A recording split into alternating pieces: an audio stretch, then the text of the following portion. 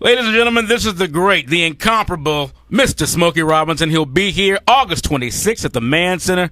Mr. Robinson, sir, how are you? I am so good, Bobby, and I thought you were going to call me Smokey. I am. That's the last time I'm going to do the Mr. Robinson thing. That's the last time.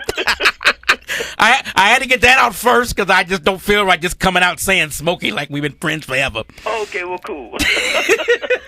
We're friends now, man. Yes, indeed. Yes, indeed. Yeah. So many questions, so little time. So let me just get right into it. When did you know early on that God put you on this planet to sing and perform? You know what, Bobby? I don't know when I knew that, man. I know that it was always my dream from the time I was probably about 3 or 4 years old, man. Okay. This is what I wanted to do with my life, and I am very, very, very, very, very blessed, man, that God is allowing me to do this, man, because it was my childhood dream. So you get started in this business. You're on this journey, and I guess looking over all of your work, did you ever think that as you were performing, when you decided that you wanted to run Motown, where do you go where you go, okay, I think from the business standpoint, I can do this. I've done the performing side. Now let me see if I can handle the business side. Where do you start formulating the thoughts where you feel you can take on that endeavor? Well, you know what, Bobby? I didn't decide that, man. Barry Gordy is my best friend, you know. Okay. And Barry Gordy had started Motown, man, and when he started Motown, I was fortunate enough to be there with him on the very first day. I knew him before he started Motown. Okay. Before he started Motown, he was the manager for the Miracles and Me. And so I was there on the very first day, man. And when we started Motown, there were 5 people there, and we did everything. We packaged the records. You know, Barry and I went, in fact, and got the very first Motown record ever, which was by a guy named Marv Johnson, from the plant, and took it to the radio stations. We were promotion men. We did all that, you know. Wow. And so it was just that type of place. And so I was accustomed to doing stuff like that. So Barry, I'd come in off a tour with the Miracles one morning, man, and I was wiped out, you know. And he called me, and I had just gotten into bed, and he called me and said, "Hey, man, we're having a meeting this morning. I want you to come." I said, "Man, I just got home." He said, "I don't care. I want you to come to the meeting." So I went to the meeting, and he announced that he was making me a vice president. So that was his idea, and so I didn't decide that for myself. And but you know, like I said, I'd been in. He was teaching me the business all along. Wow. That is absolutely incredible. We're talking with the great Smokey Robinson. He'll be here at the Mann Center performing live, doing his wonderful show that he's been doing forever. And he'll be here August 26th. I have a listener from Dallas named Mavis Adams who wanted to ask you, do you believe that today's artists would benefit from coming into the business more along the way that you and your Motown colleagues did? You know what? I don't know, Mavis. I'm not really sure. I know that nowadays the money for people who are starting out is far, far, far greater than it was when I started. Okay. I mean, it's unbelievable the money that they make nowadays when they're just starting out as compared to what we made when we were just starting out. But there are some things that we did that I think that they in fact, they won't even have a chance to do because most of these places are closed now. But that I think would have benefited them if they had been able to do it. Case in point, there was a circuit of black theaters which was granddaddied by the Apollo Theater in New York. Right. But then every city, like Philadelphia, yes. Philadelphia had the Uptown Theater with Georgia Woods, and there were theaters like that in almost every city in the country where we did a tour of those theaters on a constant basis, and they were learning ground. They were proving ground. They were places where people who were used to going and seeing entertainment of all kinds forever since before we were born, especially at the Apollo when it started, people like Ella Fitzgerald and Sarah Vaughan and Billy Eckstine and Sammy Davis and people like that started at the Apollo Theater, which happened before I was even born. Those theaters were places where the people of those communities came, and they were used to the best entertainment coming there. So if you weren't on your stick, if you weren't on cue, you were going to know about it from the audience. So I think that would be a good thing for the artists who are coming up nowadays to have to experience that. And a lot of times, the kids that you go see nowadays are lip syncing. That would have been unheard of.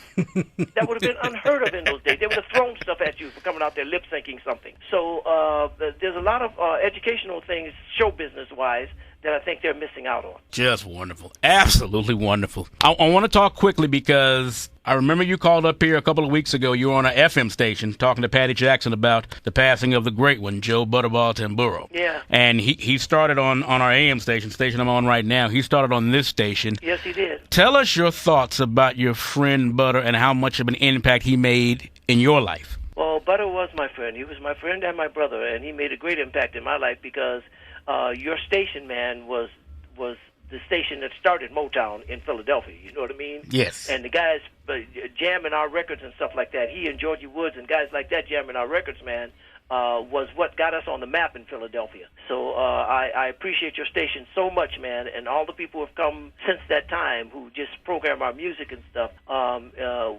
God bless you. Well, your music is timeless. It lives on. It's just great music, man. I mean, it's a pleasure to be on this station, and it's a pleasure talking with you. Couple more things before I let you get out of here. 2008, of course, America changed for what I believe for the better when we elected Barack Obama as our first African-American president. What do you think of his job so far, and what do you think about that night when it happened? Well, you know what? It was one of the most important nights of my life.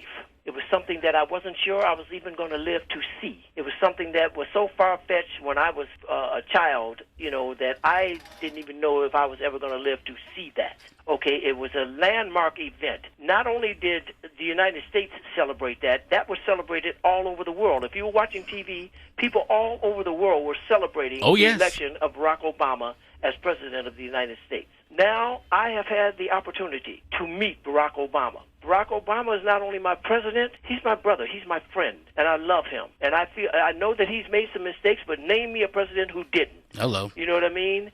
And I think that it's a shame for people to know that he came in, and I'm going to excuse my French here. If you have to beat me on this, then beat me out.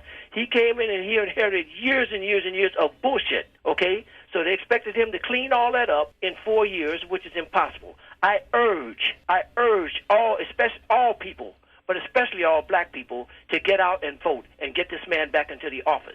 You know, because the stuff that they've laid on him, they've even got a thing going on in some states, man, where they're trying to get black people not to be able to vote. You got to have voter ID and voter something else that they're doing, some kind of test and stuff like that to vote, like going back to Civil War days and stuff like that. It is so ridiculous what they're doing, trying to keep him from being elected again, until everybody should be aware of it. And please, get out and vote and put this man back in office, because he is a great president. He's like I said, he's made some mistakes, but you can't name me a president who didn't. Beautiful. And unfortunately, we are one of the states that has the voter ID laws, so when we're continuing to fight that. So please, rebut that law, in fact. Exactly. As you look over your own body of work, and when you're sitting by yourself or when you just have some alone time and you're just thinking, did you ever think you would be as big as you are, or as big as people believe you are? Bobby, I am so blessed, man. I am so very, very, very, very blessed, man.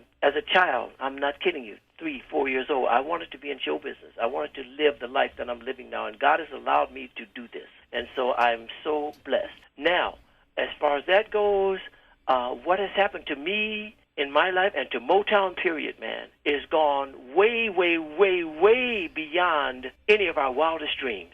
You know, this includes Berry Gordy. Like I said, Berry Gordy's my best friend, man. And when he started Motown, we talk about it all the time. He had no idea what it was going to become. You know, we were just going to make some music, man, and try to make great music and try to make music that people loved. But Motown has become an institution around the world that none of us dared to even dream it would become. Amazing. This is the great Smokey Robinson. He'll be here at the Mann Center August 26th. He is gracing us with his time and his intelligence and his wonderful wisdom. One final thing.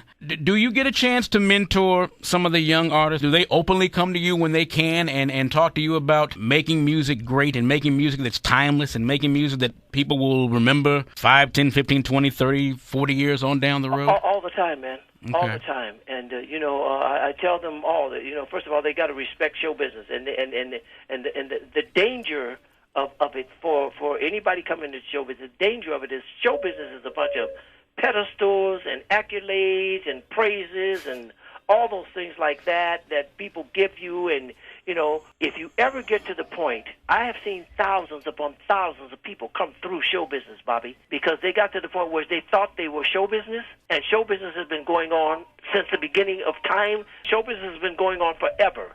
You know what I mean? Right. So those who come in and feel like they started it, and once the public becomes aware of them, the public cannot possibly do without them, that's a bad mistake. So you just count your blessings, and even if your head's in the air, keep your feet on the ground. Smokey, I have been doing radio for 25 years, and there are two people that when I got a chance to meet, I was like, whoa, I'm in the greatest business ever. I love my job. Quincy Jones. All right. Angela Bassett. All right. And now I can add a third one. Sir, it has been beyond a pleasure and an honor talking to you. Thank you, my brother. I appreciate it so much. Continued success to you, and, sir, thank you for the legacy that you have left with your music and with Motown, sir. And thank you for allowing that legacy to go on by programming our music, man. I love you. Thank you. You honor me with your thoughts and words. The great Smokey Robinson, August 26th at the Mann Center, opening up the great Sinbad. It's the soul of Philadelphia, 1480 WDAS AM.